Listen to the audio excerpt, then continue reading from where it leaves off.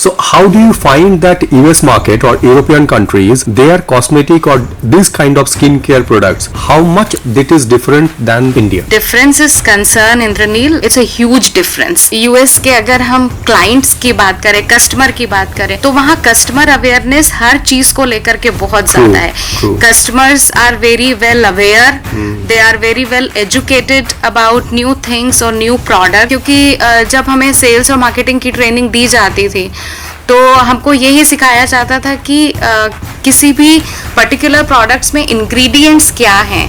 If any Bollywood star is marketing it और वो कोई प्रमोशन कर रहा है तो लोग ज्यादा लेंगे. स्किन टाइप्स अलग अलग होते हैं, बिल्कुल. तो स्किन टाइप के हिसाब से परफेक्ट स्किन केयर प्रोडक्ट को कैसे चूज करें, इसका कोई मापदंड है जो एक कॉमन मैन समझ सके? देखिए, जहाँ तक आयुर्वेदा प्रोडक्ट्स की बात है, कॉस्मेटिक प्रोडक्ट्स की बात है, वो ट्रीट करते हैं हमारा जो दोषा होता है अंदर से इंटरनली, बात पित्त और कफ. जो आयुर्वेदा ट्रीटमेंट होता है या आयुर्वेदा बेस्ड जो कॉस्मेटिक्स होता है वो थोड़ा सा देर से उसका इफेक्ट भले ही लॉन्गर टर्म रहता है, पर it takes lot of time to see the results.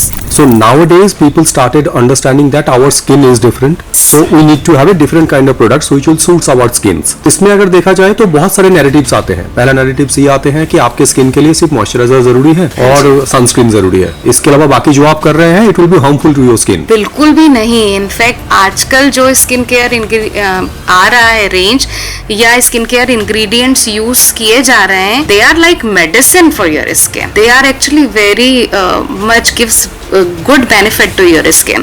अगर आप हेल्यूरोनिक एसिड की बात करें तो it's an anti ageing product जो कि आपकी स्किन में एज अ फिलर की तरह काम करता है. कोलेजन के प्रोडक्शन को इंक्रीज करता है. अगर आप अल्फा आर्ब्यूटिन की बात करें तो ये फेयरनेस के लिए रिस्पॉन्सिबल होता है. मेलानिन प्रोडक्शन है उसको कम करता है. तो there are many good like revolutionary products in modern chemical sciences as well as in Ayurveda. But don't you think that when we are using anything directly to skin, there are a lot of chances of getting allergy or there are a lot of chances because skin एक ऐसा sensitive हमारे ऊपर का portion है जो visibly भी immediate है और effect भी immediate करता है. So there is a proper counseling required for using a skin care. Don't you think so? Hi, this is Indranil and welcome back to the channel The Spotlight Beyond Profession. Today in our channel we are having a podcast with Sheetal Badole. Sheetal Badole is the founder and CEO of the brand Urban Chic. Urban Chic क्या है? Because ये एक cosmetic company है. अभी जब भी हम ये कॉस्मेटिक कंपनी के बारे में सुनते हैं हम कुछ ना कुछ जरूर याद करते हैं और कुछ ना कुछ जरूर यूज करते हैं हमारे रोजमर्रा की जिंदगी में. सो ये प्रोडक्ट कैसे डेवलप होते हैं, उनका रिसर्च एंड डेवलपमेंट क्या होता है, उनकी मार्केटिंग का क्या गिमिक्स होते हैं और मार्केटिंग कैसे किया जाता है, इन सारे चीजों के बारे में हमने डिटेल में डिस्कशन किए हैं.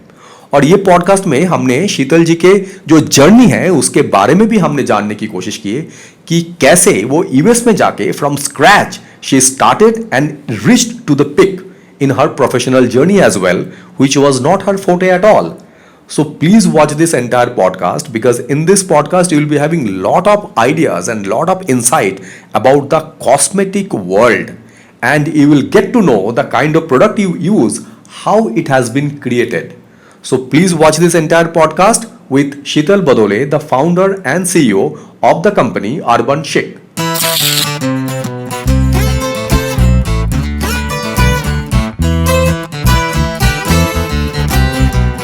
First of all, thank you very much for giving us your time, ma'am, and welcome to our channel, The Spotlight Beyond Profession. The name of our channel, The Spotlight Beyond Profession, means you are obviously under the spotlight. And Beyond Profession हम इसलिए बोलते हैं because here in this podcast, we will try to understand more about your journey and about your perspective on different things, rather than your brands and your company and your business. Because आपके brands आपके company के बारे में तो बहुत लोग जानते हैं, उसके वजह से भी आपको जानते होंगे, but what is your journey will be more interested into that. And before I deep dive into our podcast, I have two disclaimers. First disclaimer is that my name is Indranil, so I am a Bengali. So whenever I will start speaking Hindi, you can laugh at me. I don't mind. I am quite a bit habitual. And secondly, in this entire podcast, अगर मैं ऐसा कुछ भी पूछता हूं जिसका आप जवाब नहीं देना चाहते हैं, you can directly say no. There is nothing like avoiding और घुमा के बात करने की कोई जरूरत नहीं है. Because this entire podcast is completely unscripted, uncensored. So there is nothing like कुछ भी चीज छुपाना है. So again, first of all, thank you very much and welcome to our podcast, The Spotlight Beyond Profession.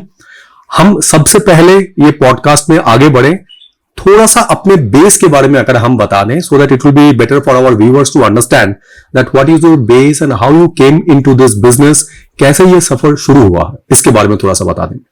Thank you so much Indraneel for having me. और जैसा आपने पहले ही कहा था that it's gonna be unfiltered, तो 100% it's gonna be so much fun.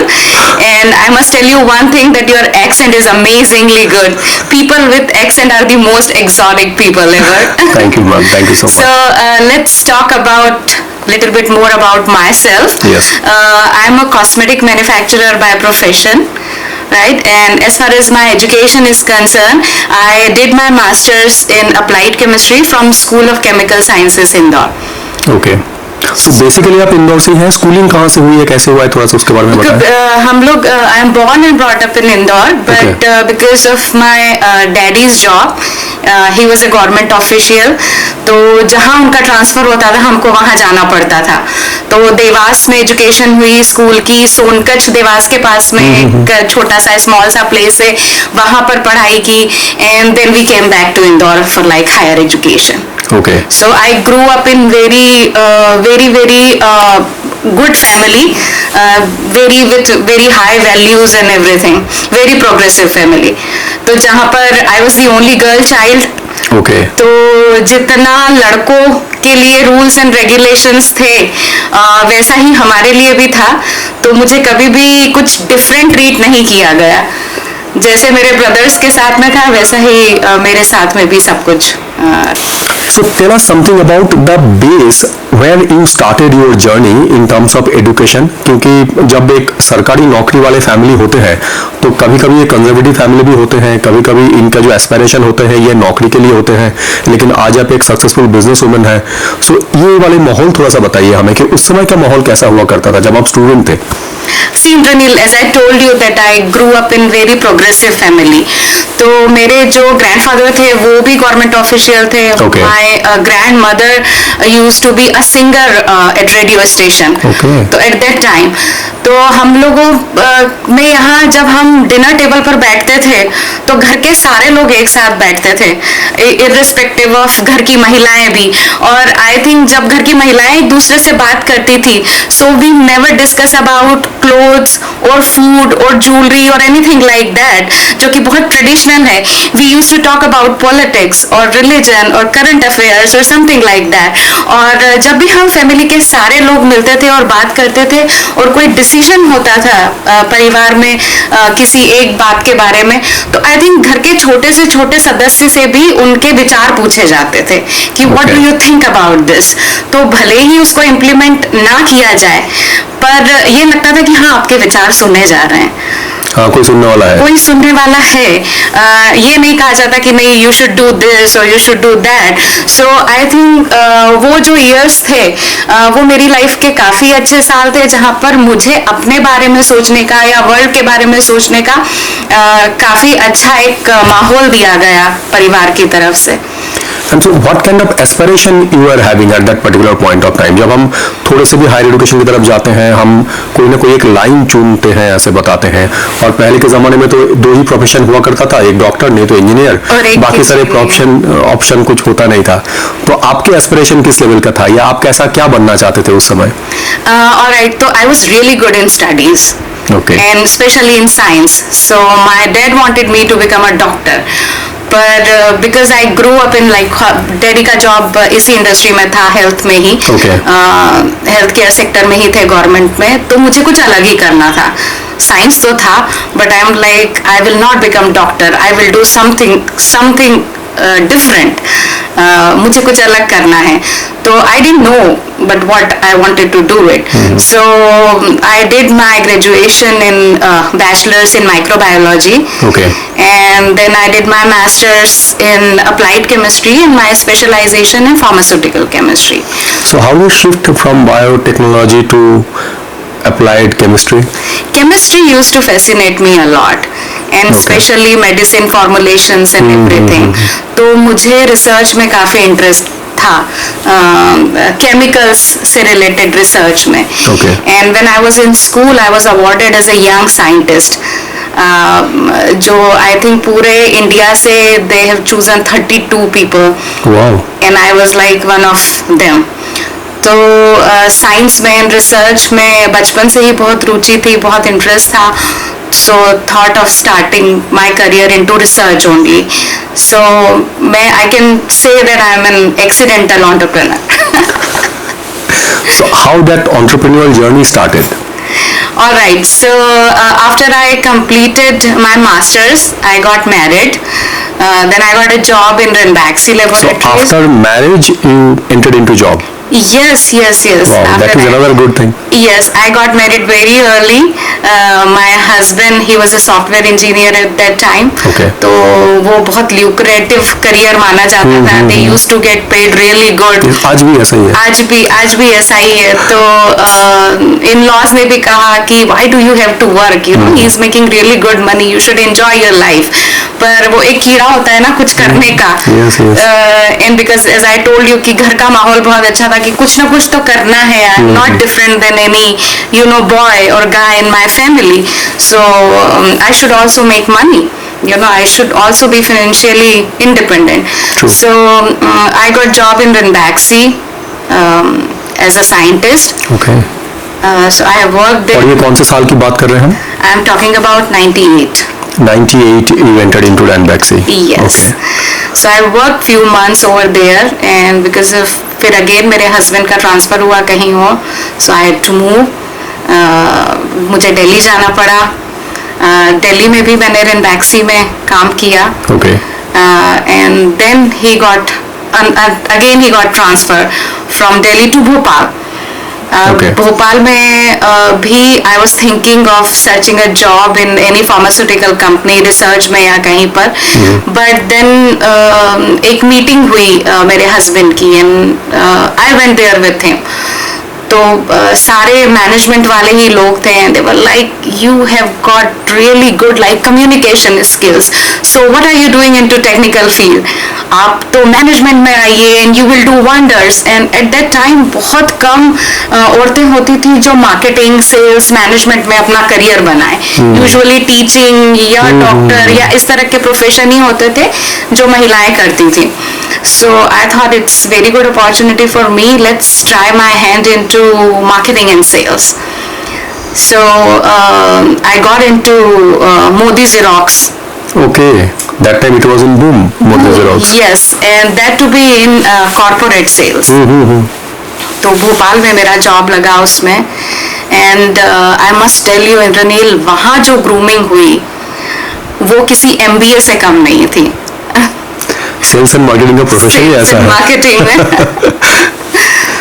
So there you have a lot of interaction with different kind of people and different kind of companies. वो जो entrepreneurship वाली चीज हुई, एक कीड़ा, मार्केटिंग, सेल्स, लोगों को समझने की ताकत कि क्या बोलना चाहते हैं, समझने की ताकत, इंटरपर्सनल स्किल्स, वो वहीं से मेरा डेवलप हुआ Modi Xerox से. Okay. So वहाँ पे आप कितने समय रहे? वहाँ मैंने जॉब किया कुछ 1 साल के करीब Modi Xerox में. Okay. And again due to my husband's transfer I had to move to another city or another country. तो फिर हस्बैंड का US में जॉब लगा. Okay. So US शिफ्ट हो गए. हाँ, so we went to US. अब फिर शीर्षासन हो गया हिंदुस्तान टू एकदम US. So the culture is completely different, atmosphere is different, work culture is completely different. Then how you managed? I know, and by that time I had daughters also Okay. with me. वहाँ भी मेरी बेटियाँ थी मेरे साथ में. So it was quite difficult for me to search for a job and to look after my kids and everything. तो वो ही सोचा कि नहीं, मैंने जैसे पहले ही बताया है कि एक प्रोग्रेसिव एनवायरनमेंट में जब आप बड़े होते हो तो आपको लगता है कि you can not sit at home, right? You need to do something, you need to find a job for yourself. Then I started searching for job for myself. और मेरा US में जो पहला जॉब लगा वो customer service desk पर था. Another new chapter. And very like entry level job. Yes, true. And my husband told me that you are so educated, you know, you have worked as a scientist, you have worked in corporate sales, then why do you wanted to work at customer service desk, and that to be like for $15 to $20 per hour job? So I'm like, no, job is a job, you know, मुझे experience लेना है. और ये हम कौन से साल की बात कर रहे हैं वापस? ये हम बात कर रहे हैं 2004-5. 2004-5. So how long you had been to US? Almost 10 years. Okay, so 10 years में आपकी वहाँ की जर्नी कहाँ से कहाँ तक पहुँची फिर आगे? So I'm telling you, from customer service desk to manager at a cosmetic industry, एक cosmetic brand के साथ में, Okay. जिसमें मैं फ्लोरिडा जो है रीजन, उसमें पूरा मार्केटिंग एंड सेल्स एक ब्रांड के लिए देखती थी. Wow, big shift. Big shift, yes. So how do you find that US market or European countries, their cosmetic or this kind of skincare products, how much it is different than India? Alright, so as far as difference is concerned, Indranil, it's a huge difference. Yes. US के अगर हम clients की बात करें, customer की बात करें, तो वहाँ customer awareness हर चीज को लेकर के बहुत ज़्यादा है. Customers are very well aware. They are very well educated about new things or new products. क्योंकि जब हमें sales और marketing की training दी जाती थी, तो हमको यही सिखाया जाता था कि किसी भी पर्टिकुलर प्रोडक्ट्स में इंग्रेडिएंट्स क्या हैं या उनका क्या यूज है, उससे कस्टमर को आपको अवेयर कराना बहुत जरूरी है. और वो और कस्टमर भी पूछते थे आकर के. I used to manage entire store, और जहाँ भी मैं भी ट्रेनिंग देती थी अपने एम्प्लॉइज को, तो यही कौन सा इंग्रेडिएंट का क्या रोल है, वो क्या करते हैं, रोल है, और वो किस तरह से स्किन केयर या मेकअप इंडस्ट्री में काम करता है, आपकी स्किन पर, कस्टमर की स्किन पर किस तरह से उसका इफेक्ट पड़ता है. ये वो लोग काफी एजुकेटेड होते हैं इस बारे में, वो भी जानना चाहते हैं, और वो चाहते हैं कि जो सेल्स पर्सन हो उसको भी पता हो. जो आज 2024 में इंडिया में लेवल पढ़ाना सिखाया जा रहा है कि अभी कैसे लेवल पढ़ा जाए या लेवल पढ़िए. तो कॉस्मेटिक इंग्रेडिएंट्स वहां पर ऑलमोस्ट हर कोई देखता है. They check it, they check the box कि क्या है ingredients, and then only they buy. और हमारे यहाँ जो ट्रेंड है वो ये है कि ब्रांड रिलेटेड बाइंग है. brand and price endorsement. Yeah, true. If any Bollywood star is marketing it, और वो कोई प्रमोशन कर रहा है, तो लोग ज्यादा लेंगे probably. I'm coming into that as well. So ये US से फिर इंडिया शिफ्ट कब हुए आप? US से India, we came back to India in 2014. 2014. Okay. Yes. Fine. And now how this urban chicks came into your mind? Alright, so because I was getting paid really good in US, काफी अच्छा job था मेरा, and then we decided to move to Indore. क्योंकि इंदौर जो है it's our native place, our birth place you can say. और ये कहते हैं ना कि आप अपने शहर के अमिताभ बच्चन होते हो. You know, everybody knows you.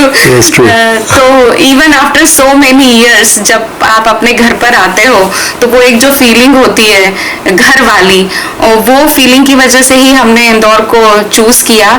And comparatively Indore is a very good place in terms of your professional life and in terms of your personal life. दोनों में Indore is growing very much. जिस समय आप आए थे उस समय तो ग्रोइंग स्टेज में ही था. ग्रोइंग स्टेज में ही था.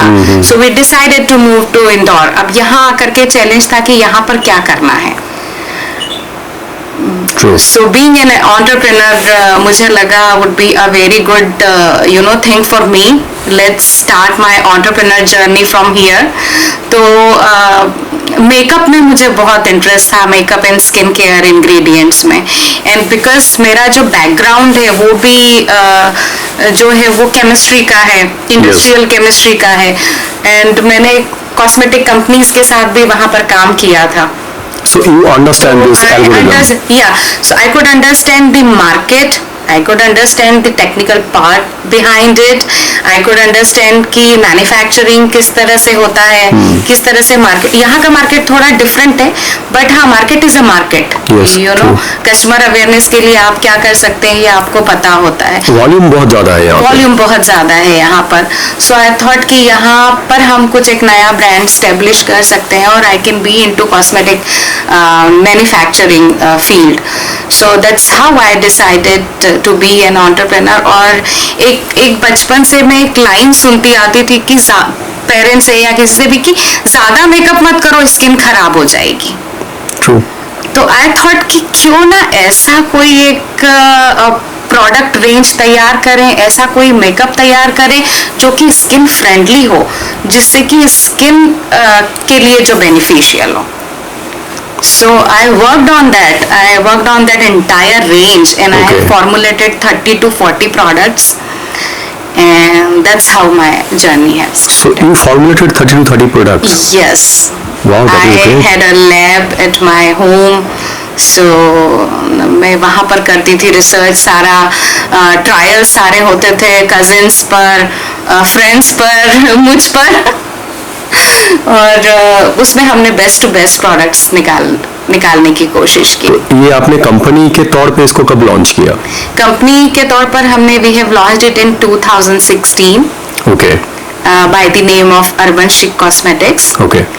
Right, so our products are the amalgamation of Ayurveda with modern science. और इसमें क्या सेगमेंट में आप डील करते हैं? इसमें हम लोग मेकअप में, स्किन केयर में, हेयर केयर में, सारी रेंज में डील करते हैं। इसमें बहुत धांधली भी बोल सकते हैं और बहुत सारे थॉट्स भी आते हैं लोगों को अलग अलग कि स्किन टाइप्स अलग अलग होते हैं। तो स्किन टाइप के हिसाब से परफेक्ट स्किन केयर प्रोडक्ट को कैसे चूज करें, इसका कोई मापदंड है जो एक कॉमन मैन समझ सके? देखिए, जहाँ तक आयुर्वेदा प्रोडक्ट्स की बात है, कॉस्मेटिक प्रोडक्ट्स की बात है, वो ट्रीट करते हैं हमारा जो दोषा होता है अंदर से इंटरनली, वात, पित्त और कफ। ओके। है ना, ये जो दोषा होता है इनको कैसे ट्रीट किया जाए, तो इन दोषा को हम आउटर उसमें क्या क्या हम प्रोडक्ट्स यूज करें जिससे वो मिनिमाइज हो सके उसका इफेक्ट।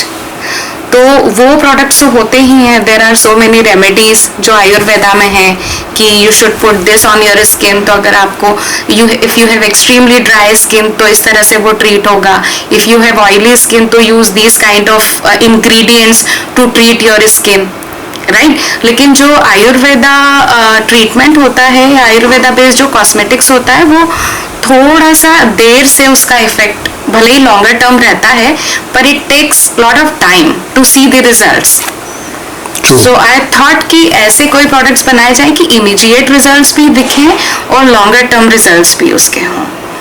सो हमने आयुर्वेदिक जो इंग्रेडिएंट्स हैं उनको इनकॉर्पोरेट किया, vitamins, minerals, niacinamide, alpha arbutin जो कि स्किन के लिए काफी फ्रेंडली होते हैं, एंटी एजिंग, जैसे हेल्यूरोनिक एसिड।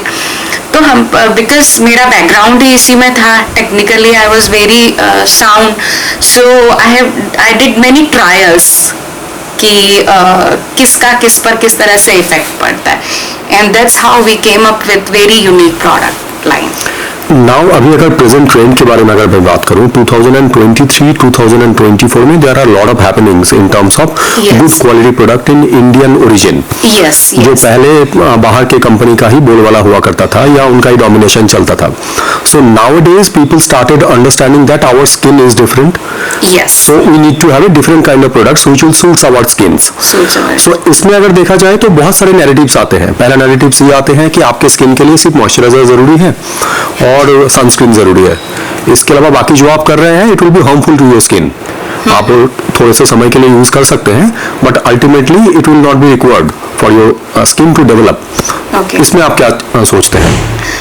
बिल्कुल भी नहीं। इनफैक्ट आजकल जो स्किन केयर आ रहा है रेंज या स्किन केयर इंग्रेडिएंट्स यूज किए जा रहे हैं, they are like medicine for your skin.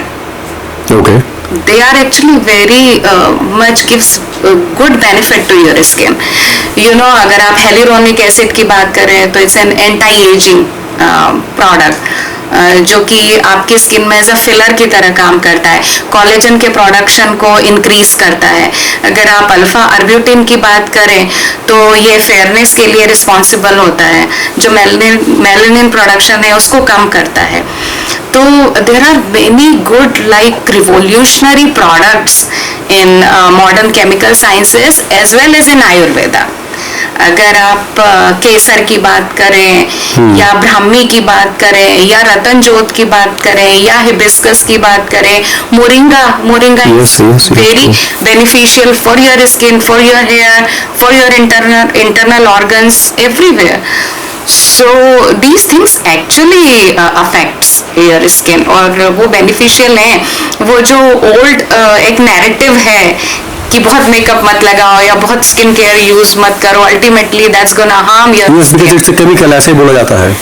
No it's not actually, it is good for your skin. But don't you think that when we are using anything directly to skin, there are a lot of chances of getting allergy, or there are a lot of chances because skin एक ऐसा sensitive हमारे ऊपर का portion है जो visibly भी immediate है और इफेक्ट भी इमीडिएट करता है.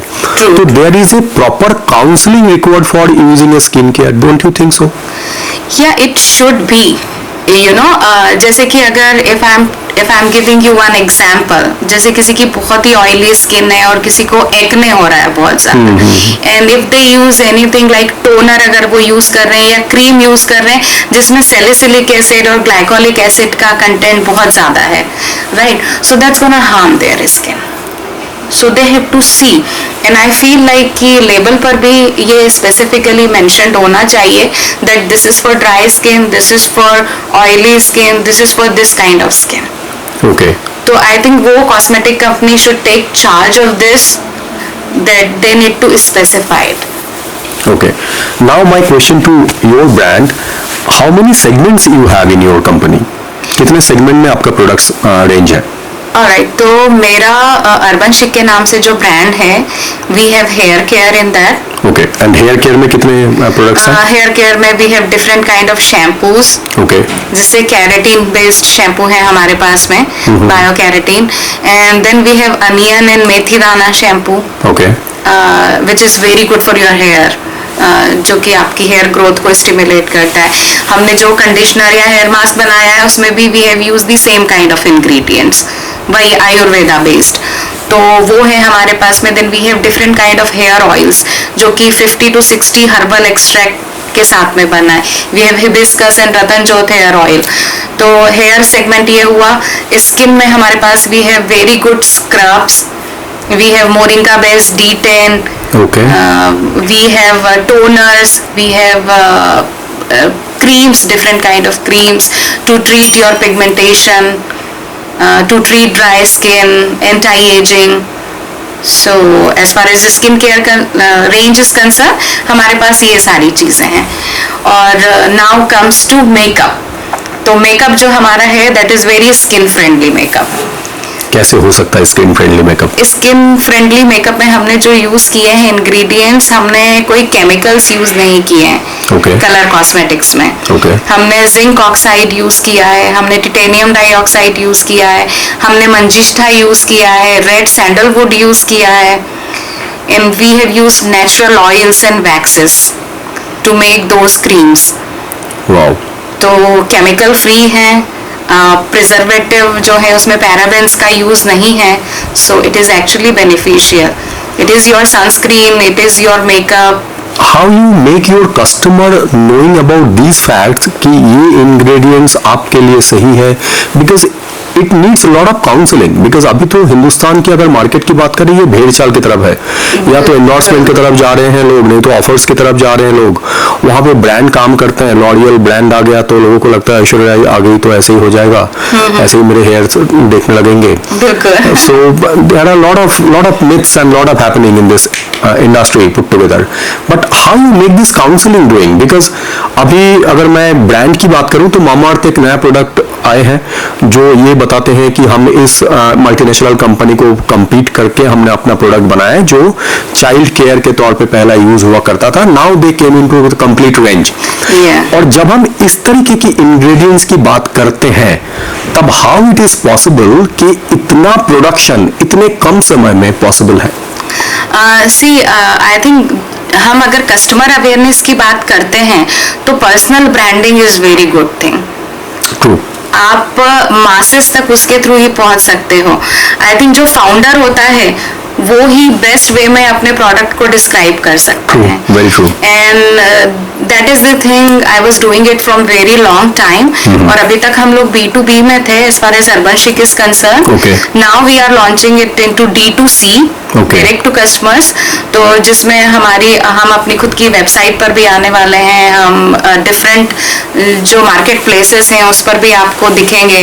नायका है, मिंत्रा है, अमेजॉन है, सब पर हमारी प्रेजेंस रहेगी. तो अभी तक जो मेरा अवेयरनेस वाला प्लान था कस्टमर को B2B में, so I used to make videos about how good our ingredients are. Okay. And I used to tell them, जैसे salon owners used to use my products. First you need to educate the customers Educate and a lot. then they should Yes. use it. Okay, that is true. That is the right you approach can actually. try these products on these kind of customers. आपके पास अगर oily skin वाला अगर कोई customer आता है तो you can suggest this kind of products to them. और हर प्रोडक्ट में इंग्रेडिएंट्स एक्सप्लेन किए जाते थे. सो आई यूज्ड टू मेक वीडियोस. और फ्यूचर में भी मेरा यही प्लान है that instead of taking big celebrities I should take someone who are really knowledgeable about skin care industry. भले ही वो डर्मेटोलॉजिस्ट हो, कॉस्मेटोलॉजिस्ट हो, Yes, yes. या फिर मैं हूँ True. As a founder. You should be the best brand ambassador for yourself and your company and your products. That I personally believe. Now my next thing is that कि being a female आप लोग बहुत ज़्यादा exposed होते हैं इन सब चीज़ों से. तो आप लोगों को एक अंडरस्टैंडिंग होता है कि what is good and what is bad. तो जब आप ये प्रोडक्ट को डेवलप कर रहे थे ऑब्वियसली उससे पहले आप किसी ना किसी कंपनी का तो प्रोडक्ट यूज़ कर ही रहे होंगे. बिल्कुल. सो हाउ यू फाइंड कि वो कंपनी की जो प्रोडक्ट मैं यूज़ करती थी अच्छा समझ के आज वही इंसान अपने खुद की फॉर्मुलेशन की प्रोडक्ट को यूज कर रहे हैं because she is finding it different and more useful for the skin. ये डिफरेंस कैसे देखते हैं so that common people should understand कि what they are using they can have a better product for them as well. See जैसे कि if I am giving you the example about shampoos, right. तो shampoo में mostly SLES use होता है. Okay. जो कि बहुत हेवी डिटर्जेंट होता है. Okay. एंड कई सारी कंपनीज क्लेम करती है that their shampoo is SLES free. But when you apply it on your hair, you can clearly see कि अगर बहुत ज़्यादा फोम आ रहा है या ये सब कुछ हो रहा है तो उसमें 100% SLES तो होगा ही होगा. That company is telling lies to you. So being a formulator, I know this, right? जब आप SLES फ्री कोई शैम्पू यूज करते हैं तो उसमें फोमिंग जो कंटेंट होता है वो सॉफ्ट फोम्स बनते हैं, स्मॉल फोम्स बनते हैं. They are those ingredients are very gentle on your hair. So you can see the difference on your own hair कि हाँ आपके खुद के बाल बहुत चेंज हुए हैं जब आपने खुद ने वो फॉर्मुलेट किया. तो आप देख रहे हो कि बहुत ड्रास्टिक डिफरेंस आया है. अगर आप हेयर ऑयल यूज कर रहे हो तो जो हेयर ऑयल मार्केट में मिलते हैं बहुत बड़े बड़े ब्रांड्स हैं. आई डोंट वांट मतलब मैं अगर यहाँ पे अगर जिस्ट निकालूं तो अगर ज्यादा फोम होते हैं आपके हेयर शैम्पू में तो it's a red signal for you. It's a red signal for you that SLES है. You need to change it or you need to see it. आपके बाल बहुत ड्राई, बहुत फ्रिजी होने वाले हैं. Okay. So try to change your. So ये पहला चेक पॉइंट हो गया. Anything else?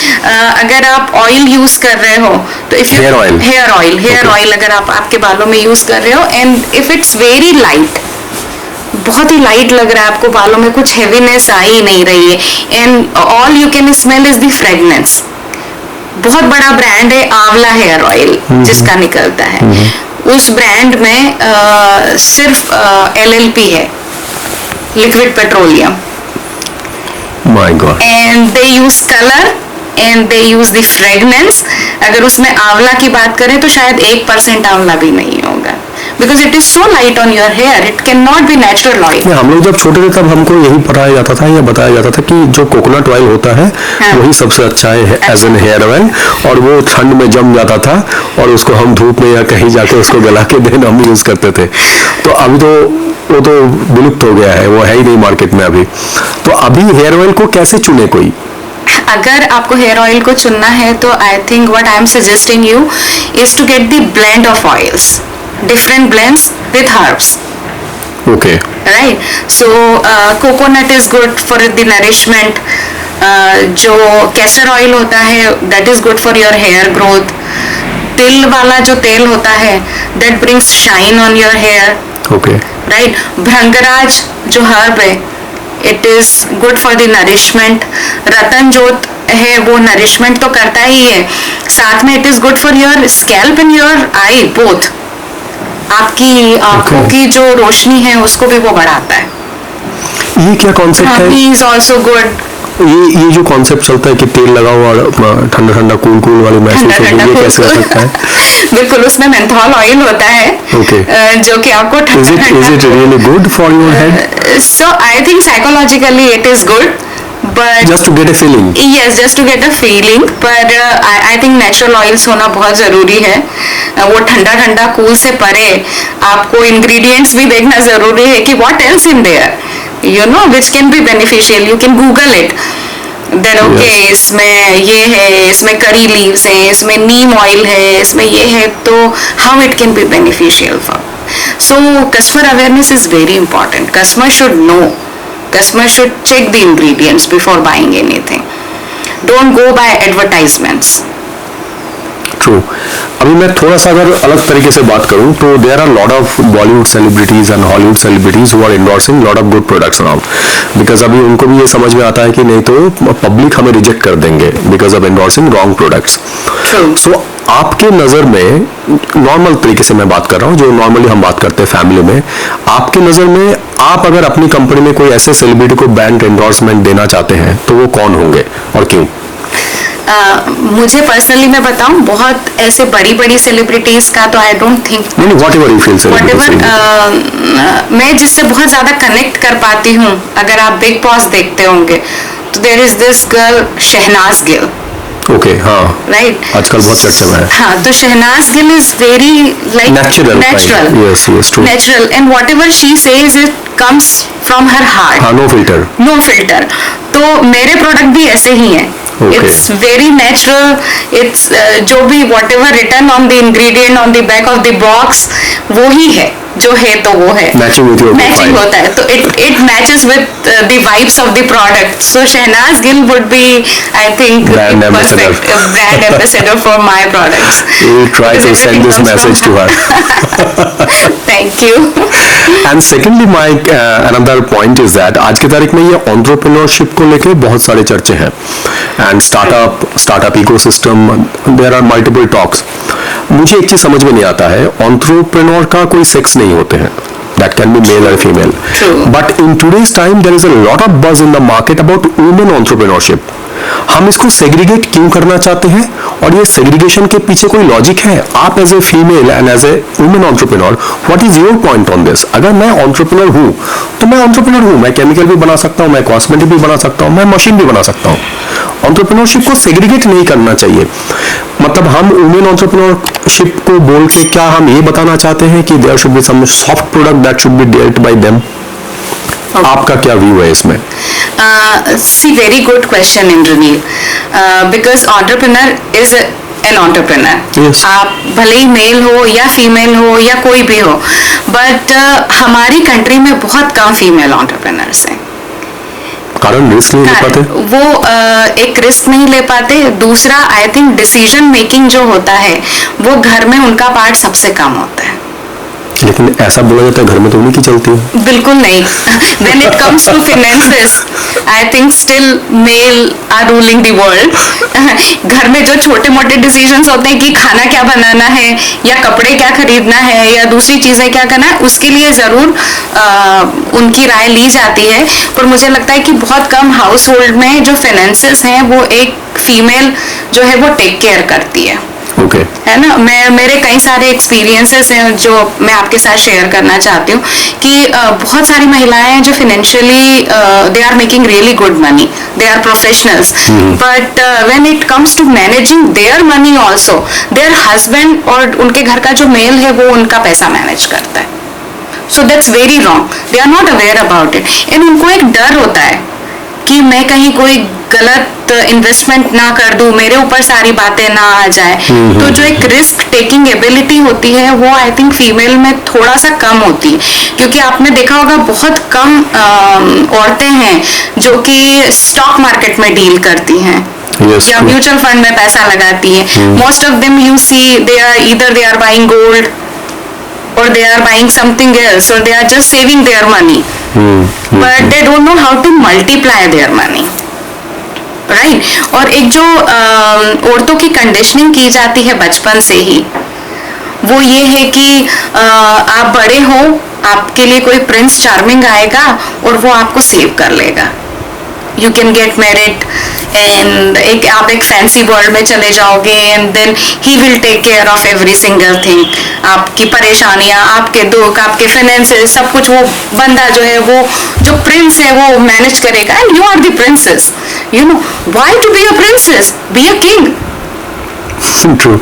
You should take charge of your own destiny. Yes, yes. You should know what you wanted to do. आज की तारीख में इक्वलिटी की बात करते हैं। हम अगर इक्वलिटी की बात करते हैं तो ये करें, तो आई थिंक ये this is the deep embedded emotion inside lot of women. I'm not gonna say that every women, but there is this thing that somebody will save them. Somebody, अगर हम entrepreneurship की भी बात करते हैं तो मैं कई सारे जब women entrepreneur से मिलती हूँ और मैं उनसे बात करती हूँ कि आप स्केल अप क्यों नहीं कर पाते आपके बिजनेस को, क्या इशू है, you know you are doing the same thing और you are earning the same kind of money from so many years, so why you can not scale up. And उनका यही आंसर होता है कि घर से और हस्बैंड से कोई हेल्प नहीं मिलती। तो जब कोई एक मेल एंटरप्रेन्योर होता है, he doesn't ask for the help from his wife, वो अपने खुद के डिसीजंस लेता है, एंड एंटरप्रेन्योरशिप में रिस्क लेना बहुत जरूरी है। तो जब तक वो रिस्क टेकिंग एबिलिटी नहीं आती है तब तक you can not become a very good entrepreneur. आज की तारीख में एंटरप्रेन्योरशिप बहुत ज्यादा फैंसी हो चुका है, क्योंकि हम लोग आजकल सेलिब्रिटी एंटरप्रेन्योर को भी देखते रहते हैं जो शार्क टैंक और बाकी सारे टीवी चैनल्स में आते हैं, तो उनको देख के बहुत गुडी गुडी पिक्चर दिमाग में आते हैं कि हम तो कुछ आइडिया लेके आएंगे, फंडिंग मिल जाएगा, फिर हम ऐसे बड़े बन जाएंगे, फिर आईपीओ आ जाएगा।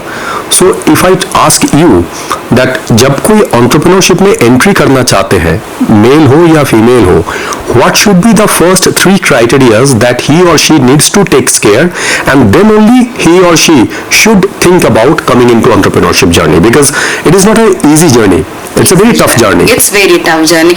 Entrepreneurship is a very tough thing. So पहला कौन सा 3 चेक पॉइंट्स आपके नजर में होना चाहिए जिसके बाद ही किसी को डिसाइड करना चाहिए कि I am ready for this journey now?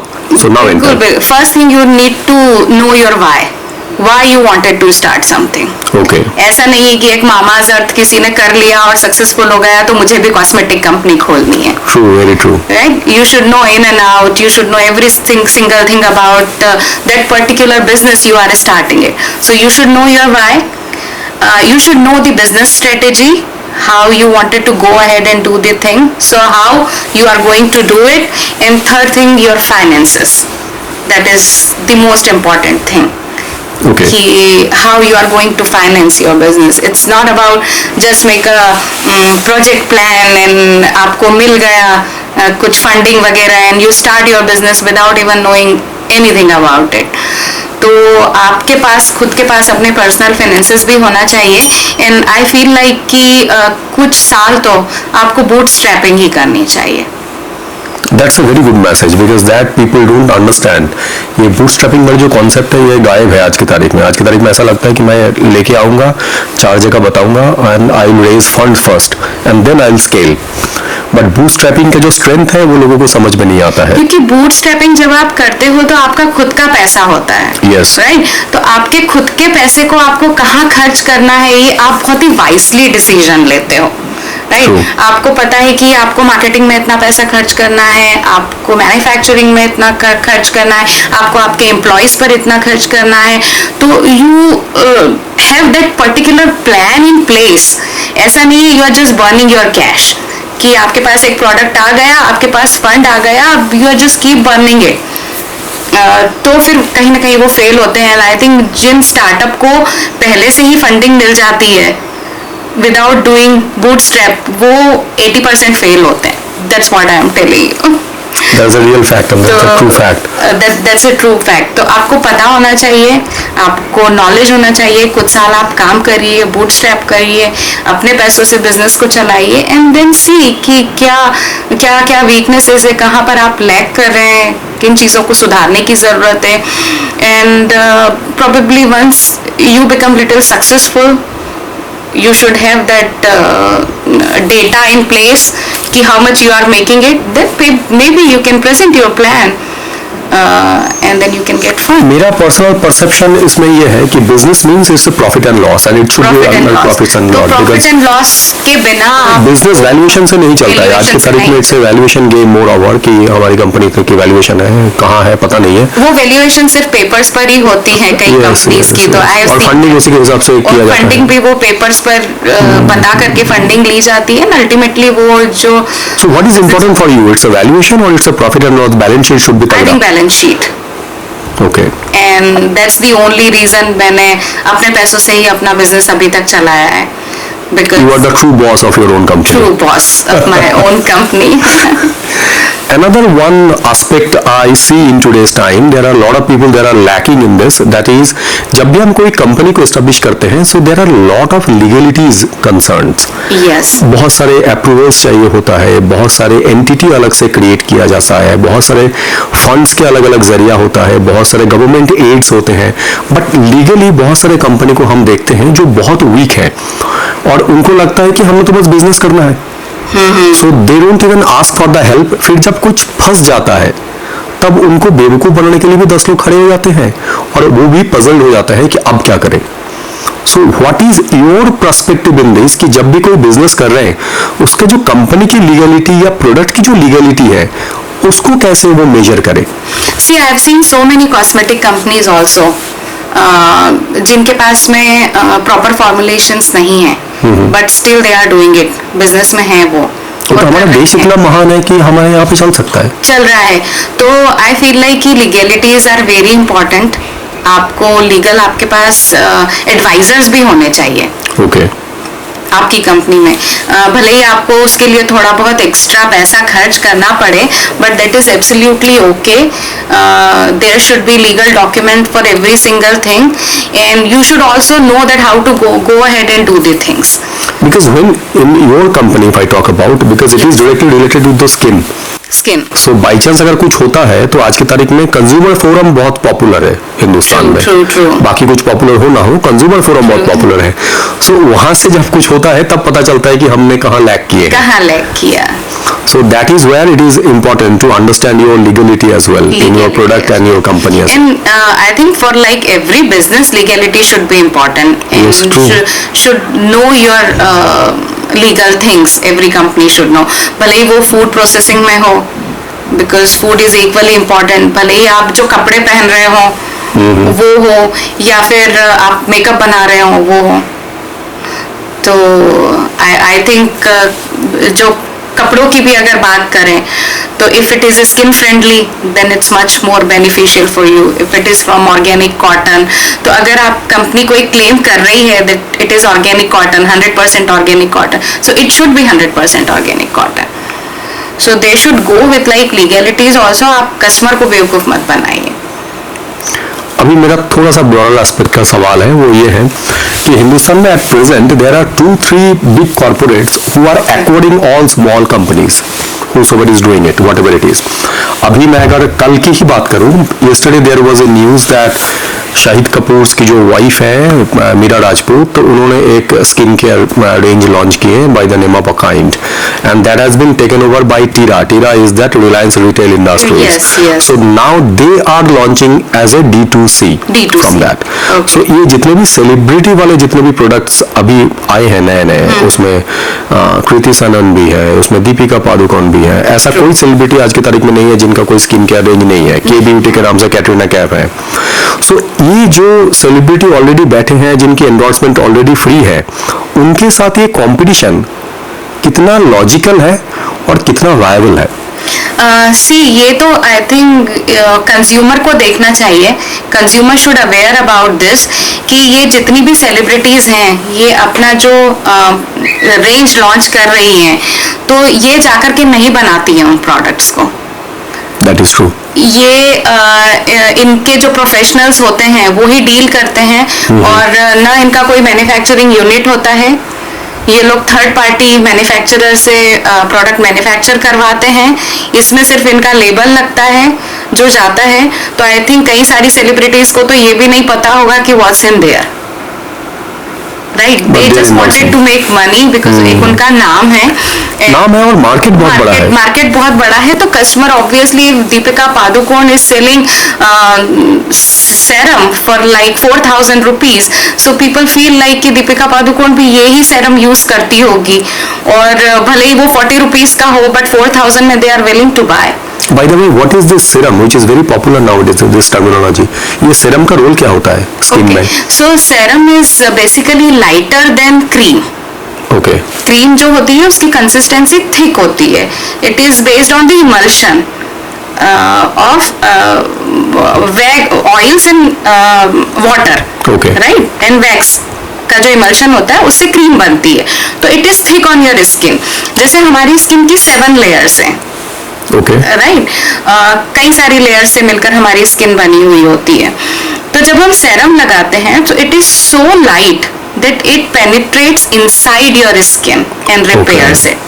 So that's why serums are more beneficial than creams. पर cream की अपनी एक अलग importance होती है, because cream जो होती है वो moisture barrier का काम करती है, कि जब cream लगाने के बाद में आपकी skin से moisture जाता नहीं है. Okay. So they both are different things. Serum works deeper layers में काम करता है ज्यादा. एंड सीरम हेयर्स के लिए भी होता है? बिल्कुल, हेयर के लिए भी, हेयर फॉलिकल्स के लिए भी यूज होता है, जिसके अंदर काफी न्यूट्रिशियस चीजें होती है, जो कि when you apply it enters into your follicle and it gives you shine and strength. And जो सेरम होता है वो अंदर जैसे उसमें एक स्पेशल एक्टिव इंग्रेडिएंट्स बोलते हैं जिनको. So active ingredients could be anything, could be vitamin, could be hyaluronic acid, could be collagen, anything that's there in the serum. So depending on your requirement, that what kind of things you wanted it for your skin, उस तरह से different kind of serums are there in the market. Okay. किसी को अगर fairness के लिए serum चाहिए तो vitamin C alpha arbutin serum है. किसी को एंटी एजिंग के लिए सेरम चाहिए तो hyaluronic acid, कोलेजन सेरम है. So different चीजों के लिए different serums are there in the market. Same thing with creams as well. Okay. आपका जो अपब्रिंगिंग है या आपकी जो फैमिली है, आपने जैसा कहा बहुत प्रोग्रेसिव है, तो वहाँ पे थॉट प्रोसेस थोड़ा सा अलग है, लेकिन फिर भी हर पेरेंट्स ये चाहता है कि बच्चे सिक्योर रहे, सेफ रहे. That is the major concern. कोई रिस्क टेकिंग काम में ना कूद जाए. So when you entered into this entrepreneurial journey, so what was their thought process? How much they were comfortable with your this decision? See, in spite of very progressive family, they were all like into government jobs. They were all either doctors or engineers or something else, professor. So nobody wanted me to become an entrepreneur, because they were like कि job कर ले and you are so educated, you can become a professor, or you can get a job in sales and marketing at very good corporate sector में भी कहीं भी job लग जाएगा. पर मुझे तो करना ही था अपना खुद का कुछ, and then I had decided. तो काफी मना किया, और इनिशियली सपोर्ट था भी नहीं बहुत ज्यादा फैमिली से. Neither my husband supported me that much, nor my family. But 1-2 साल के बाद उनको समझ में आया कि अभी ये पीछे हटने वाली नहीं है. She will do it anyways. So they started supporting me. and now I get immense support from my husband, from my parents, my brother, even from my kids. I get so much support. They all are involved. Hindustan की जो educational system है वो थोड़ा सा ऐसा है कि जहाँ पे हम लोग एडुकेटेड लेबर्स क्रिएट करते हैं कि सिस्टम एक ऐसा है जहाँ पे ग्रेड्स हैं, नंबर्स हैं, ग्रेड्स हैं, नंबर्स है तो अच्छे कॉलेज में एजुकेशन मिल जाएगा, वहाँ पे भी एक सर्टिफिकेट मिलेगा and then that certificate will be used as a gate pass to the interview table और अच्छी जॉब लग जाएगी। यहाँ पे ये कॉन्सेप्ट नहीं है कि you can do something on your own as well. यहाँ पे स्टूडेंट को ये भी ताकत नहीं है कि वो टीचर से सवाल कर सके या सवाल पूछ सके। सो अगर ये एजुकेशनल सिस्टम हमारे यहाँ पे कंटिन्यू चलता रहेगा, so how do you feel that India is going to rule the world जो हम बातें कर रहे हैं? ये तो कभी पॉसिबल नहीं है क्योंकि हम तो सवाल ही नहीं पूछ सकते हैं। सवाल नहीं पूछेंगे तो जवाब आएगा कैसे?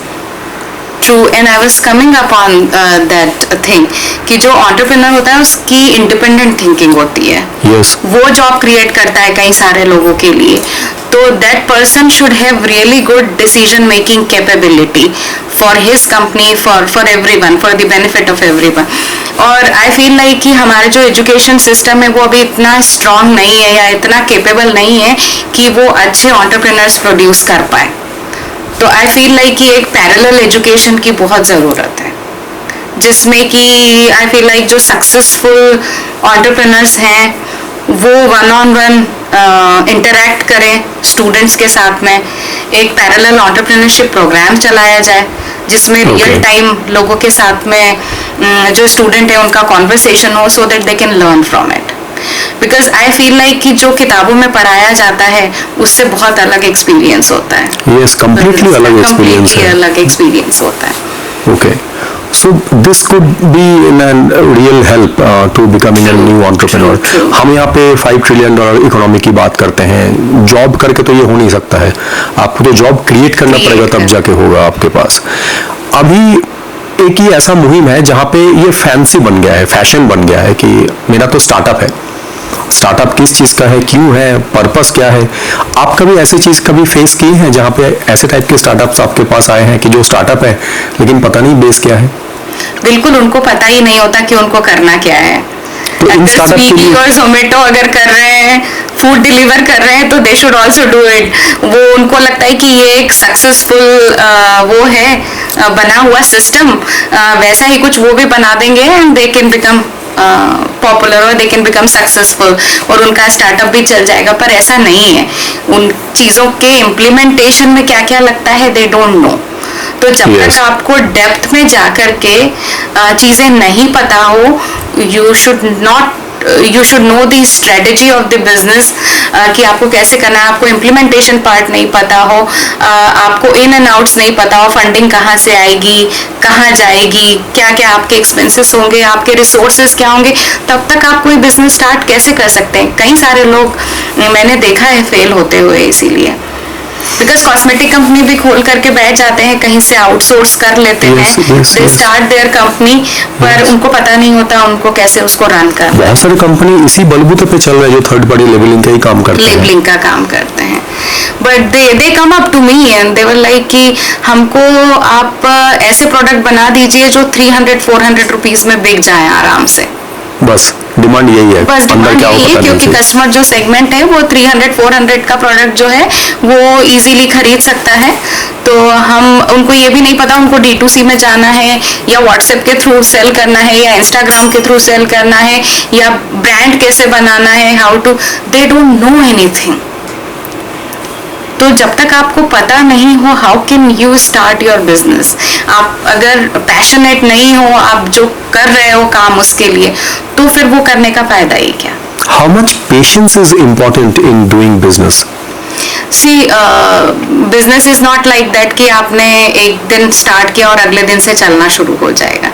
It takes lot of time, so you need to have patience. 2 से 3 साल आपको लगते हैं टू एस्टेब्लिश और टू अंडरस्टैंडिंग द प्रोसेसेस। एक परफेक्ट SOP बनाने में आपको 1 से 1.5 साल लगता है, स्टैंडर्ड ऑपरेटिंग प्रोसेसेस। तो भले ही वो मैन्युफैक्चरिंग प्रोसेसेस में हो या मार्केटिंग में हो या किसी में भी हो, you need to build your team जिस पर आप ट्रस्ट कर सकें। And now again for this team building यहाँ पे भी एक थोड़ा सा क्लमजीनेस है कि एक तरफ हम बोलते हैं कि हिंदुस्तान में जॉब नहीं है, और एक तरफ जब हम किसी को टीम में हायर करना चाहते हैं तब हमको वो क्वालिटी वाला बंदा भी नहीं मिलता है जिनके ऊपर हम प्रॉपर भरोसा कर सकते हैं कि ये डिपार्टमेंट इनको हेड किया जा सकता है या दिया जा सकता है। सो ये डिसिमिलरिटी क्यों? स्किल्स की बहुत कमी है। स्किल्स की कमी है। People don't wanted to learn things. सब ऐसे चाहिए, सब ऐसे चाहिए, पैसा भी ऐसे ही चाहिए। अगर आप किसी को हायर भी करते हैं मार्केटिंग या सेल्स के लिए भी, तो आप अगर उनको ट्रेन भी करते हैं तो they don't want to learn much. तो जब तक आपके पास स्किल सेट नहीं आएगा you can not become successful. और टीम की बिल्डिंग के लिए भी एक सक्सेसफुल एंटरप्रेन्योर को भी राइट लोगों को चूज करना आना चाहिए, और उनको ये भी पता होना चाहिए कि किसको हम ट्रेन कर सकते हैं और किसकी कितनी कैपेबिलिटीज है to do that kind of role. So I feel like building a team is very important for a good entrepreneur because आप सारे काम एक साथ आप नहीं कर सकते हो। True, very true. Right. आपका टीम चुनने का तरीका क्या है? बिकॉज मैं अभी दो चार किसी अगर एंटरप्रेन्योर की बात करूं, कुछ लोगों ने ये भी बोलते हैं कि हम उनको कभी टारगेट ही नहीं करते हैं जो जॉब सर्च कर रहे हैं। उनको हम नौकरी पे रखना ही नहीं चाहते। जो सर्च कर रहे हैं मतलब उसका या तो ट्रैक रिकॉर्ड ऐसा है, नहीं तो वो यहाँ पे भी आके वही करेगा, दूसरे का ही जॉब सर्च करेगा। So, ये एक एग्जांपल है। आपका तरीका क्या है to make someone enter into your team? सबसे पहले तो मैं देखती हूँ कि उसकी जो एबिलिटी टू लर्न कितना है। वो कितनी जल्दी सीख सकता है, कितनी जल्दी अडॉप्ट कर सकता है चीज़ों को। मैंने ऐसे लोगों को भी रखा है मैन्युफैक्चरिंग में जो कि सारा प्रोसेसेस फॉलो करते हैं। They are even better than our chemist जो एम फार्मा और बी फार्मा पास आउट हैं। उनसे ज़्यादा अच्छा मेरे पास एक बंदी है जो कि सिर्फ 10th पास आउट है। And because she was willing to learn, she was giving her time to us कि दीदी ये कैसे होता है, कौन से इंग्रेडिएंट्स में क्या डालते हैं तो क्या बनता है। So now she knows, she is perfect in like the entire processes of our manufacturing thing. She knows better than our chemist because she is having this asking question वाली ability. willingness to learn is very important thing, और learn के साथ में उतना devoted होकर के काम करना आपकी organization के लिए, उस खुद organization को अपना खुद का समझना is very important। तो जब तक वो नहीं आता, and I think ये qualities भी एक entrepreneur को अपनी टीम में डेवलप करनी चाहिए। Okay. बिकॉज जब मैं अपने मार्केटिंग वाले बंदों से बात करती हूँ तो मैं उनको बोलती हूँ कि this is not my company, this is your. जब आप जाओ बात करने के लिए तो यू शुड टेक चार्ज कि this is my company. You should feel that ownership in you, और तभी आप सही डिसीजन भी ले पाओगे और सही रिजल्ट्स भी डिलीवर कर पाओगे। There is a lot of dissimilarity in today's time in terms of paying the employee, because बहुत सारे ऐसे कंपनीज हैं जो फंड्स के वजह से या फंडिंग्स के वजह से बहुत इन्फ्लेटेड सैलरीज पे करते हैं, and because of that quality का तो पता नहीं है बट सैलरी हाई जरूर मिल जाता है लोगों को। सो ये कैसे आप डिसाइड करते हैं कि, बिकॉज हमारे पास एक मापदंड होना चाहिए कि आपके पास ये स्किल है तो इतनी सैलरी होनी चाहिए, जो आज की तारीख में कोई ऐसा है नहीं लक्ष्मण रेखा। कोई कुछ भी मांग सकते हैं, कोई कुछ भी बोल सकते हैं और किसी को कुछ भी मिलता है। So how you choose your employ into this category? बहुत ही अनइवन डिस्ट्रीब्यूशन है इसमें भी। इसमें भी कई लोग हमारे पास आते हैं जिनके पास बहुत ज़्यादा स्किल सेट नहीं होता, पर वो क्योंकि पहले कई सारी कंपनीज में काम करके आते हैं और उनको वो एक्सपीरियंस शो करने के लिए होता है। So there like I am 15 years experience and I need this kind of salary. पर दूसरा मेरे पास बंदा आता है जो विलिंग है सीखने के लिए, जो सीखना चाहता है और जो कुछ करना चाहता है, तो वो उसके पास उस तरह का एक्सपीरियंस नहीं है, बट आई फील लाइक कि वो ज़्यादा अच्छा प्रॉस्पेक्टिव कैंडिडेट हो सकता है मेरे लिए। और since I am bootstrapping my company, तो मैं उस तरह के फंड्स भी नहीं फेंक सकती हूँ अपने एम्प्लॉयज पर। सो आई हैव टू थिंक कि मेरे पास इतना पर्टिकुलर फंड है, वो मैं किस तरह से राइट लोगों में डिस्ट्रीब्यूट कर पाऊँ। तो आपकी जो कंपनी की जो आगे की जो प्लानिंग है, जो आप D2C में अभी आप एंटर करना चाहते हैं या करना चाहते हैं, क्या D2C में प्रोडक्ट की मार्जिन्स ज्यादा अच्छे होते हैं वजह की डिस्ट्रीब्यूटर चैनल के थ्रू हम काम करें? बिल्कुल, डिस्ट्रीब्यूटर चैनल के थ्रू हमारा एक ब्रांड ऑलरेडी चल रहा है हर्बल ब्यूटी के नाम से. It's in Madhya Pradesh, in Chhattisgarh, in Gujarat, and we are doing good in that, but our margins are very low. Because of channelizing. Yeah, because we have to give large chunk to our dealers and distributors, right, and to our marketing personals as well.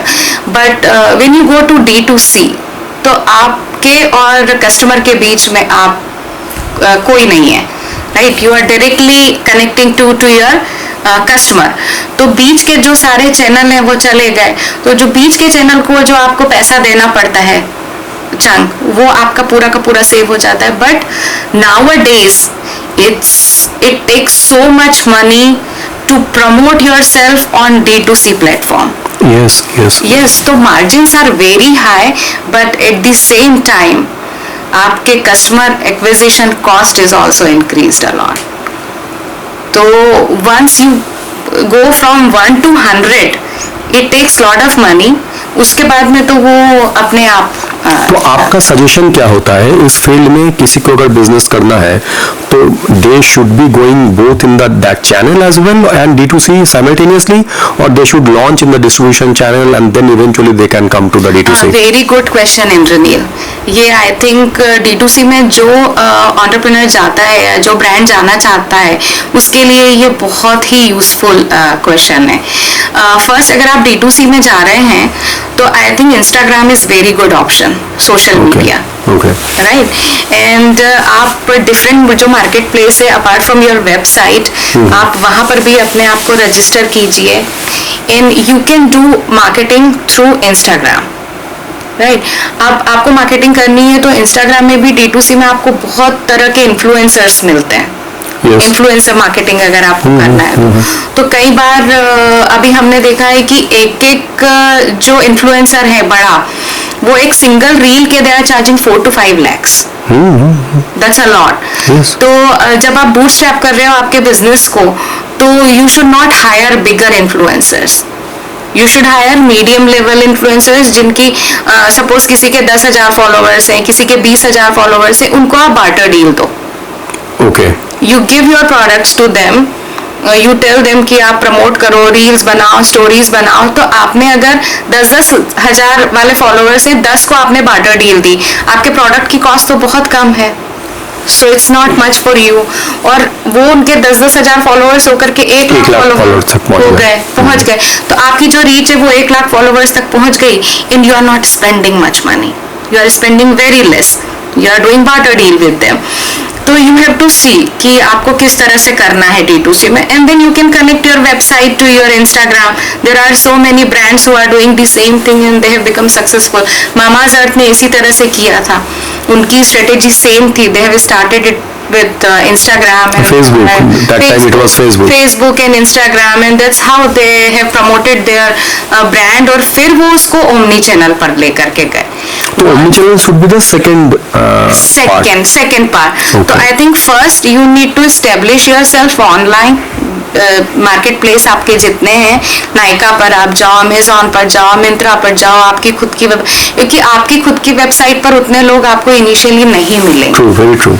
तो जब तक आप दूसरे market places पर नहीं जाओगे और आप इंस्टाग्राम के थ्रू प्रमोट नहीं करोगे, once you become hit there, जब आप वहाँ वायरल हो जाते हो और आपका एक कस्टमर बेस बन जाता है कि okay 20,000 30,000 people are already buying your product, तब आप डिस्ट्रीब्यूशन नेटवर्क में जा सकते हो. क्योंकि जब तक पता ही नहीं होता कि ये चीज क्या है, तो उसको वो डिस्ट्रीब्यूशन चैनल में बंदा एक शॉप से कैसे खरीदेगा, राइट.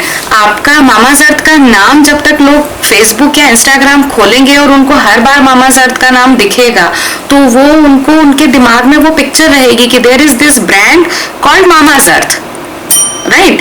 तो वो जब उसको किसी स्टोर पर देखेंगे तो उनको क्यूरोसिटी होगी, वो कनेक्ट कर पाएंगे कि ओके ये कितने का है या ये किस तरह का प्रोडक्ट है, तो they can buy. So before going to the distribution network या ओमनी चैनल, आप पहले D2C में आपके ब्रांड को बनाओ, एक अवेयरनेस क्रिएट करो, वायरल करो, वहां से आपका एक कस्टमर बेस बनाओ and then you can go to the omni channel. Now D2C के बारे में बहुत सारे नैरेटिव्स हैं। D2C Yes. चैनल्स जितने भी हैं, they are not the manufacturer, they are just a platform. So Yes. उनके प्लेटफॉर्म में हर कंपनी के प्रोडक्ट्स अवेलेबल है। Yes. तो जब भी हम जैसे कोई नॉर्मल रेगुलर कंज्यूमर जब किसी प्लेटफॉर्म में जाते हैं, वो 3 तरीके की चीज देखता है।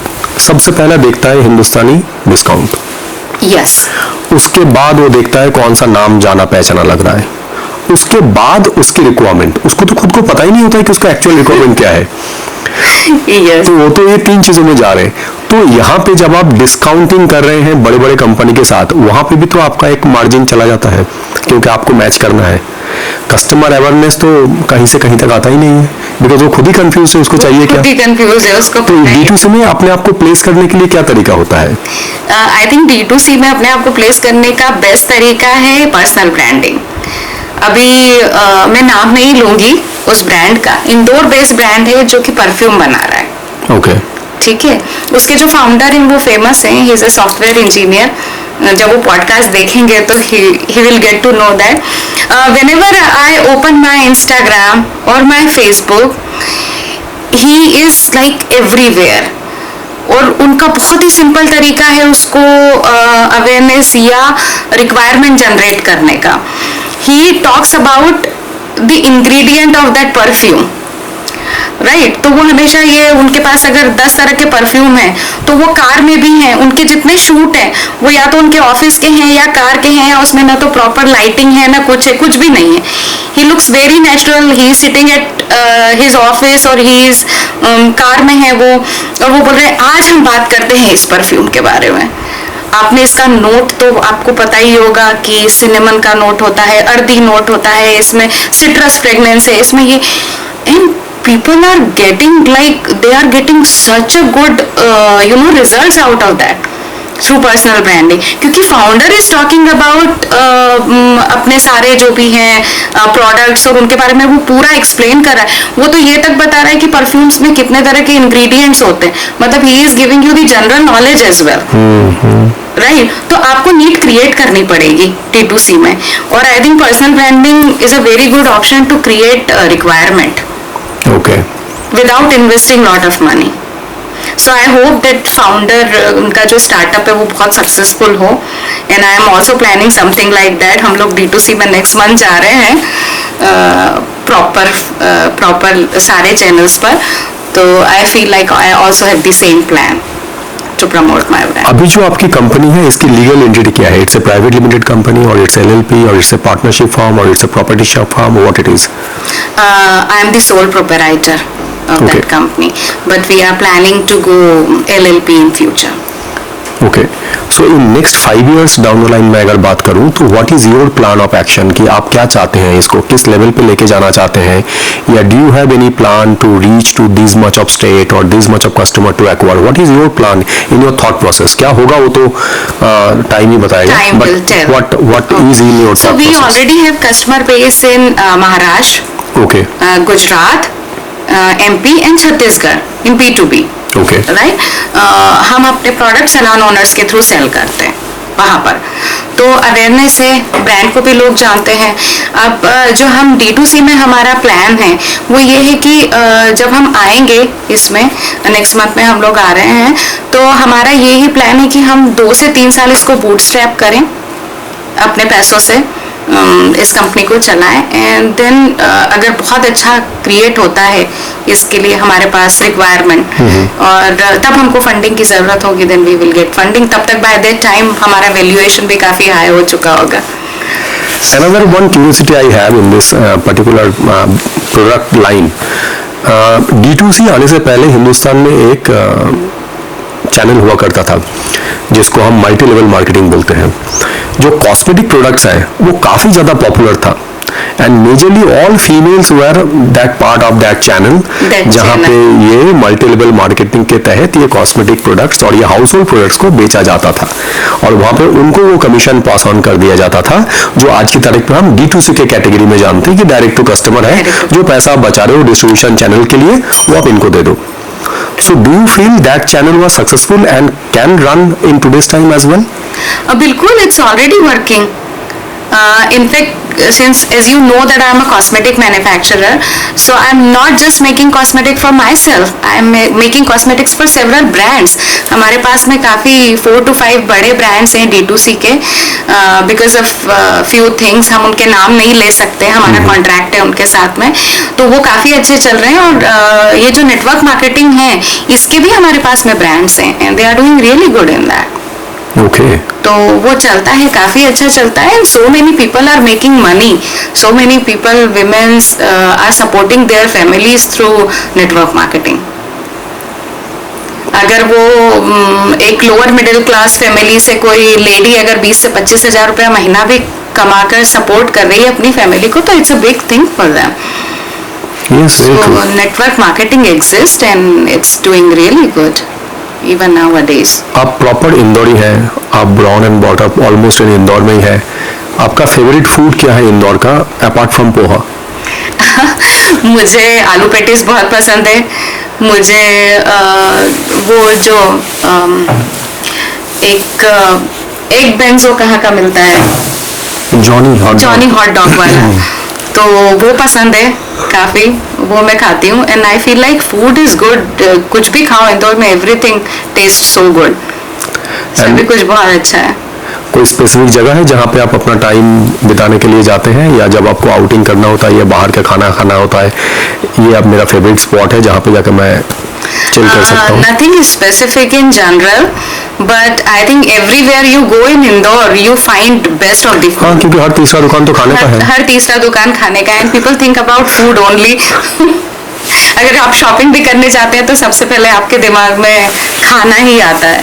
What is your me time? आप अपने साथ कैसे टाइम बिताते हैं जब आप खुद अपने साथ रहना चाहते हैं?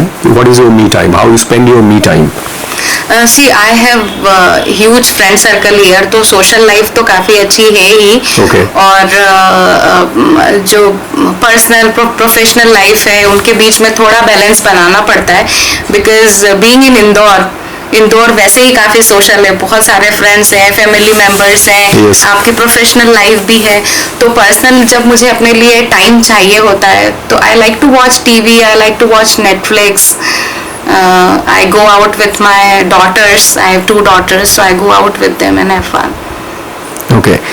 Now in today's time, जब हम कोई प्रोडक्ट के बारे में, जैसे आपके प्रोडक्ट्स के बारे में जैसे हम बात कर रहे हैं, तो यहाँ पे हमको सबसे पहले लगता है कि there should be an education properly to the consumer जो ये प्रोडक्ट को यूज करते हैं. तो ऐसे ही हमारी जो ह्यूमन लाइफ साइकिल है, हमारे एक रूटीन होता है, उसका भी एक बैलेंस होना बहुत जरूरी है. हम 24 घंटा काम कर नहीं सकते और 24 घंटा फ्री बैठ भी नहीं सकते. तो एक नॉर्मल इंसान की, और अगर मैं आपका एग्जांपल लेना चाहूँ, what is your daily regime, कि आप कैसे अपने आप को बैलेंस रखते हैं, जो ये वर्क लाइफ बैलेंस भी बोलते हैं इसको, प्रोफेशनल पर्सनल लाइफ का बैलेंस भी बोलते हैं, कुछ भी नाम दे दीजिए, लेकिन जिंदगी प्रॉपर तरीके से जीने के लिए किस टाइप की लाइफस्टाइल होना चाहिए आपके नजरिए से? Very good question Indraneel. I was about to come to that point. अगर आज की डेट में आपने बहुत ज्यादा पैसा कमा लिया है, right, but your personal life is not good, आपको मानसिक शांति नहीं है, तो आप सक्सेसफुल नहीं हो. Right, even if you are a very successful entrepreneur. अगर आपकी पर्सनल लाइफ बहुत अच्छी है पर अगर आपकी हेल्थ अच्छी नहीं है, then you are not a successful person. Right, अगर आपकी हेल्थ बहुत अच्छी है और आपके पास पैसा नहीं है, you don't have a very good profession, then you are not a successful person. तो सक्सेसफुल पर्सन होने के लिए आपको सिर्फ पैसा ज़रूरी नहीं है. यू शुड हैव पूरा जो एक ओवरऑल आपकी लाइफ है, भले ही वो पर्सनल लेवल पर हो, प्रोफेशनल लेवल पर हो या हेल्थ के लेवल पे हो, तीनों चीज़ें इन सिंक होना बहुत ज़रूरी है. And I am a very very spiritual person. तो मेरे दिन की शुरुआत ही होती है, मैं अपना ब्रेकफास्ट लंच लेकर के I do yoga, I do meditation and I do puja. तो वो मेरा सुबह का जो 1 से 2 घंटे वाला टाइम होता है, जब वो मैं देती हूँ तो मुझे पूरे दिन में क्या करना है उसकी क्लैरिटी बहुत अच्छे से आती है. Okay, so that is very important. उसके बाद में जो भी मेरा प्रोफेशनल काम होता है वो मैं देखती हूँ, and evening time is for family. Okay, so morning में आपका रिजीम है जो आप फॉलो करते हैं? बिल्कुल. Okay, that is great. So, ma'am, thank you very much for giving us so much of your time and for this insightful conversation. And आपका क्या experience रहा हमारे साथ ये discussion में, वो थोड़ा सा बताएं, so that we will also get motivated to do this. Very good, Indranil. It's like one of the best podcast I have ever been to. You Thank you are very much. such a nice host, or everything was so unfiltered. I was not prepared for anything. I'm like, my husband was asking me, क्या पूछने वाले? I'm like, I don't know. I have no idea what they are going to ask me. But you have been such a kind host. बहुत ही मुझे ऐसा लगा ही नहीं कि I am at podcast. I was thinking कि बस मैं आपसे नॉर्मल आपकी और मेरी बातें चल रही That is the concept, ma'am. and that is the concept and very good initiative by you. All the best to you for your future plans. Thank you very much, ma'am. Thank you very much, and thank you very much for your time and joining with us. Thank you. So this was a podcast with Mrs. Sheetal Badole, the founder and CEO of Urban Chic. हमने इस पूरे podcast में बहुत कुछ जाना कि cosmetic world कैसे काम करते हैं और उनके जो रोलर कोस्टर राइड है उनके जर्नी के बारे में, जहाँ पे उन्होंने बाहर जाके यूएस में जाके from scratch she started her professional journey and reached into the peak as well. So thank you very much for watching this entire podcast. हमारे कमेंट सेक्शन में जाके जरूर अपना कमेंट दीजिए कि आपको ये पॉडकास्ट कैसा लगा और आगे किस टाइप की गेस्ट और किस टाइप की पॉडकास्ट आप हमारे इस चैनल में देखना चाहते हैं. और प्लीज मेरे हिंदी के बारे में कमेंट करना ना भूलें, because that is where and that is how I will try to improve my Hindi language and vocabulary as well. So thank you very much for watching this entire podcast and signing it off.